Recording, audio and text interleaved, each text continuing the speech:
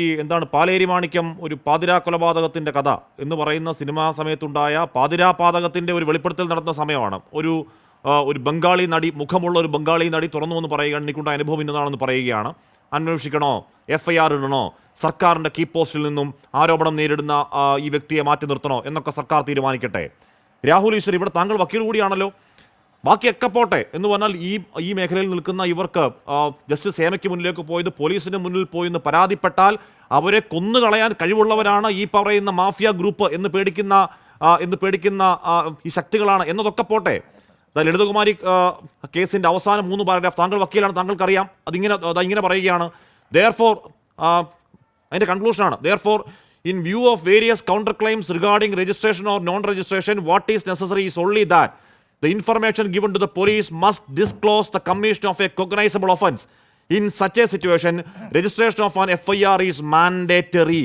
എന്ന് പറഞ്ഞാൽ അതിൽ അപ്പുറമോ ഇപ്പുറമോ വ്യാഖ്യാനങ്ങൾക്കിടയില്ലാത്ത വണ്ണം കൊഗ്നൈസബിൾ ഒഫൻസിന്റെ ഇൻഫർമേഷൻ പോലീസിന് കിട്ടിയാൽ FIR ഇടൽ നിർബന്ധമാണ് എന്ന് സുപ്രീം കോടതി പറഞ്ഞു വെക്കുകയാണ്. പിന്നെയും FIRന് പരാതി കൊണ്ടുപോവാ എന്ന് പറയുന്നത് അജണ്ടയാണ്. രാഹുൽ, ശരി ഹാഷ്മി, 3 കാര്യങ്ങൾ. ഒന്ന്, ഈ ബംഗാളി നടി നടത്തിയത് വെളിപ്പെടുത്തലാണെന്ന് ഹാഷ്മിയോട് ആര് പറഞ്ഞു? അതൊരു ആരോപണമാണ്. അത് ശരിയായിരിക്കാം, തെറ്റായിരിക്കാം, സംശയമൊന്നുമില്ല. ചിലപ്പോൾ ശരിയായിരിക്കാം, അവർ സംസാരിക്കുന്നത് വളരെ ജെനുവിനായി തോന്നുന്നു, അത് ശരിയായിരിക്കാം, തെറ്റായിരിക്കാം. ഇത് വെളിപ്പെടുത്തൽ എന്ന് ഹാഷ്മി പറയുന്ന മുൻവിധിയിലാണ് നമ്മുടെ മാധ്യമങ്ങളുടെ ഹാഷ്മിക്ക് 80 വയസ്സാകുമ്പോൾ ഒരു ഇൻട്രോ കൂടി ഞാൻ പറയാം. മാധവൻകുട്ടി മുൻവിധിയുടെ കാരണം ഞാൻ പറയട്ടെ. സംവിധായകൻ ജോഷി ജോസഫ് പറയുന്നു, ഞാൻ പറയാം സംവിധായകൻ ജോഷി ജോസഫ് പറയുന്നു ഈ സമയത്ത് ഈ നടി ആരാണ്, ശ്രീലേഖ മിത്ര, എനിക്കിങ്ങനെ ദുരനുഭവം ഉണ്ടായി എന്ന് ഈ സംവിധായകൻ ജോഷിയോട് പറയുന്നു. അവിടെ നിന്ന് രക്ഷപ്പെടാൻ ടിക്കറ്റിന് പണം പോലും കൊടുക്കാതെ അധിക്ഷേപിച്ചപ്പോൾ അവിടെ നിന്ന് രക്ഷപ്പെടാൻ സഹായിച്ചത് ജോഷിയാണെന്ന് പറയുന്നു. ഈ നടി കേസുമായി പോവുകയാണെങ്കിൽ സാക്ഷി പറയാൻ ഞാനുണ്ടെന്ന് സംവിധായകൻ ജോഷി പറയുന്നു. ജോഷി പറഞ്ഞു, ഈ സമയത്ത് ഞാൻ പല ആളുകളോടും ഇക്കാര്യത്തെക്കുറിച്ച് പറഞ്ഞതാണ്, ഇത് പ്രശ്നമാക്കണം എന്ന് പറഞ്ഞതാണ്. അന്ന് കേസ് കൊടുക്കാൻ ട്രോമയിലായ നടി തയ്യാറായില്ല എന്ന് പറയുന്നു. അപ്പോൾ എന്ന് പറഞ്ഞാൽ അങ്ങനെ അങ്ങും അത് വെളിപ്പെടുത്തലാണ് അല്ലെങ്കിൽ ആരോപണമാണെന്ന് പറഞ്ഞ് ഒഴിവാക്കല്ലേ? അതൊക്കെ കൊണ്ട് ഇത് വെളിപ്പെടുത്തലായോ? ഇതൊരു ആരോപണമാണ്. ഇത് നിയമത്തിന്റെ വിദ്യാർത്ഥി കൂടെ ആയിട്ട് പറയാം, ഇതൊരു അലിഗേഷൻ ആണ്. അത് ശരിയായിരിക്കാം, തെറ്റായിരിക്കാം, ഇല്ലെന്ന് പറയുന്നില്ല, നമുക്ക് അത് പറയാൻ ആളല്ല. 2, ഹാഷ്മിക്ക് 80 വയസ്സിൽ പറയാൻ ഉള്ളൊരു ഇൻട്രോ കൂടി ഞാൻ പറയാം. അത് മാധവൻകുട്ടി സാർ എന്ന് പറയുന്ന നല്ല ഇടതുപക്ഷ സഹയാത്രികന്റെയാണ്.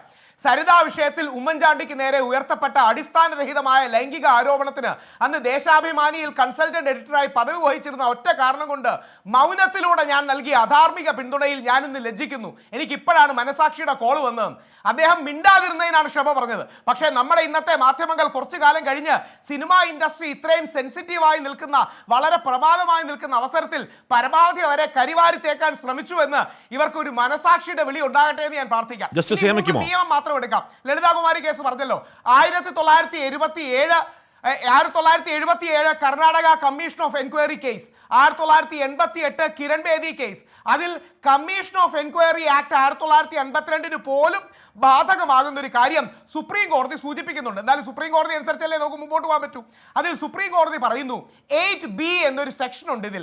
ആ 8Bയിൽ ഒരു വ്യക്തിയുടെ റെപ്യൂട്ടേഷനെ ഹനിക്കുന്ന ഒരു കാര്യം ആ റിപ്പോർട്ടിലുണ്ടെങ്കിൽ അയാളുടെ മറുപടി കേൾക്കാതെ, അയാളുടെ ഭാഗം കേൾക്കാതെ ആ കാര്യങ്ങൾ വെളിവിടാൻ പാടില്ല.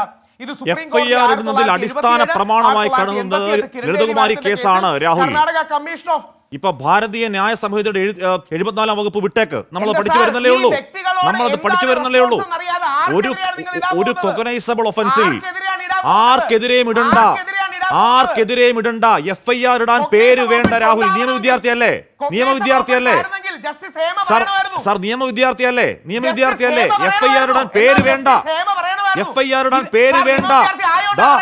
തുറന്നു പറയുകയാണ്. പിന്നെന്താ പറയുന്നത്?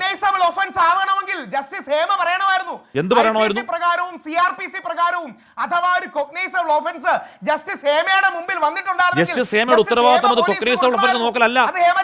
ജസ്റ്റിസ് ഹേമയുടെ ഉത്തരവാദിത്തം അത് കൊഗ്നൈസബിൾ ഒഫൻസ് ആണ് നോക്കലല്ല. ജസ്റ്റിസ് ഹേമ ഏൽപ്പിച്ചിട്ടില്ല.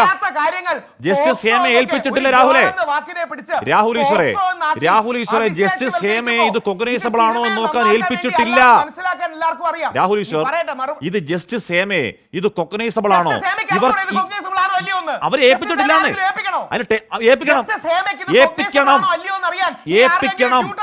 ഏൽപ്പിക്കണം. കാര്യം ടേംസ് ഓഫ് റെഫറൻസ് ഉണ്ട്. ടേംസ് ഓഫ് റെഫറൻസ് ഉണ്ട്. ടേംസ് ഓഫ് റെഫറൻസ് ഉണ്ട് രാഹുൽ. അല്ല ഹാഷ്മി, കോഗ്നിസബിൾ ഒഫൻസ് വന്നു കഴിഞ്ഞാൽ ഹാഷ്മിക്കും എനിക്കും ജസ്റ്റിസ് സേമയ്ക്കും എല്ലാം ഒരേ റെസ്പോൺസിബിലിറ്റിയാണ്. അത് CRPC IPC പ്രകാരമാണ്. പോട്ടെ, ടെക്നിക്കാലിറ്റിയിലല്ല. ഇനി സീരിയസ് വിഷയം. അമ്മ എത്ര പക്വതയോടാണ് ഈ വിഷയം കൈകാര്യം ചെയ്തത്. ശ്രീ സിദ്ദിഖ് എത്ര സ്റ്റേറ്റ്സ്മാൻലി ആയിട്ട് ഇടപെട്ടു. അദ്ദേഹത്തോട് പറഞ്ഞു ഒരു വാക്ക് ശരിയല്ല, ഞാൻ പിൻവലിക്കുന്നു, ക്ഷമ ചോദിക്കുന്നു. പോട്ടെ, WCC എത്ര സംയമനത്തോടെയും സമവായത്തോടെയും എടുത്തത്. കാര്യം അവർക്കെല്ലാം സിനിമാ മേഖലയെ നന്നാക്കണം. രേവതി മാഡം പറഞ്ഞു കേസെടുക്കേണ്ട കാര്യമില്ല. ശ്രീമതി ഭാഗ്യലക്ഷ്മി പറഞ്ഞു കേസെടുക്കുകയല്ല, ഫ്യൂച്ചറിസ്റ്റിക് ആയിരിക്കണം, പുതിയൊരു തുടക്കത്തിന് വേണ്ടിയാകണം. പക്ഷേ ചത്ത കുഞ്ഞിന്റെ ജാതകം നോക്കുകയും വിഴുപ്പലക്കുകയും ചെയ്യുന്നത് ബാക്കി പലരുടെയും താല്പര്യമാണ്. സിനിമാ മേഖല നന്നായി പോകണമെന്ന് ആഗ്രഹിക്കുന്നവർക്ക് ഫ്യൂച്ചർ ഓറിയന്റഡ് ആയ, സൊല്യൂഷൻ ഓറിയന്റഡ് ആയ, ഭാവിയിൽ ഇത് ശരിയാക്കണമെന്ന് ഇനിയും ആ പ്രശ്നങ്ങൾ പവർ ഗ്രൂപ്പും സിംഗിളുകളും നടത്തിയ പെൺ നായാട്ട് മറന്ന് ഇനിയുള്ള കാലം ശുഭകരമാവട്ടെ എന്ന് മുന്നോട്ട് പോകാം. അതും ഒരു ആംഗിൾ ആണല്ലോ.